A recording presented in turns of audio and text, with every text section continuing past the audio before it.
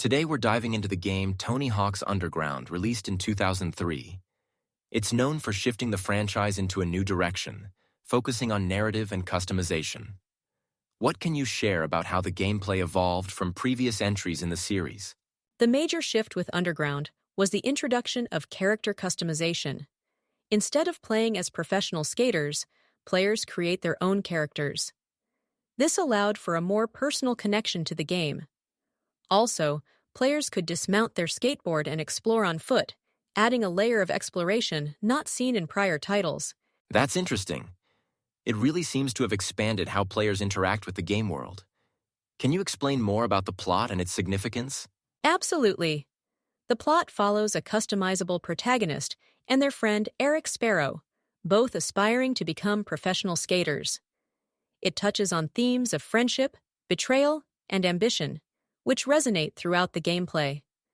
Their journey from suburban New Jersey to professional skating showcases the highs and lows of pursuing a dream. It sounds like more than just a skating game. How did the developers incorporate real-life elements into the story?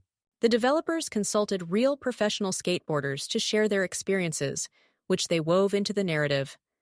This tactic helped ground the game in authenticity and make it relatable for players who dream of similar pursuits. And how did players respond to the gameplay mechanics, particularly the transition to an adventure-like design? Players appreciated the adventure elements, especially the larger levels with integrated story missions. This made it feel less like a series of tasks and more like a cohesive journey. Critics noted that the expansive exploration made gameplay feel rewarding and engaging. Customization seems to be a focal point. Can you elaborate on how deep that customization goes? Customization is extensive. Players can create their skater's appearance, design skateboards, and even build their own skate parks with a level editor. This feature allows for creativity, catering to players who enjoy designing their environments and skate experiences. What kind of feedback did the game receive at launch, particularly regarding its graphics and controls? The visuals were generally well received, though some critiques pointed to the aging graphics compared to emerging standards. Controls for skating remained strong, but the driving and walking mechanics faced criticism for feeling clunky. Despite that, many praised how intuitive the core skating controls were. With all that said, how did Underground fare commercially?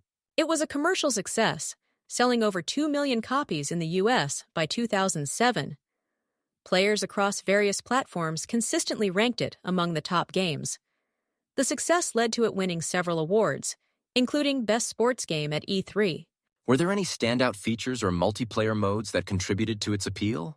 Yes, the game introduced online multiplayer modes like Firefight that added competitive elements. The overall multiplayer experience, combined with the solo adventure mode, significantly contributed to its lasting popularity.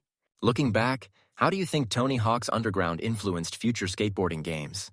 It set a precedent for narrative-driven gameplay in sports titles. The focus on character development and rich worlds paved the way for other games to explore deeper storytelling. The desire for customization became a staple in gaming, influencing how future sports games were designed. Finally, what legacy do you think Tony Hawk's Underground holds within the gaming community today? It remains a beloved title, fondly remembered for its innovation. Many players cite it as their favorite in the series due to its unique blend of storytelling, customization, and engaging gameplay mechanics. It transformed how players interact with skateboarding games and established the groundwork for future iterations.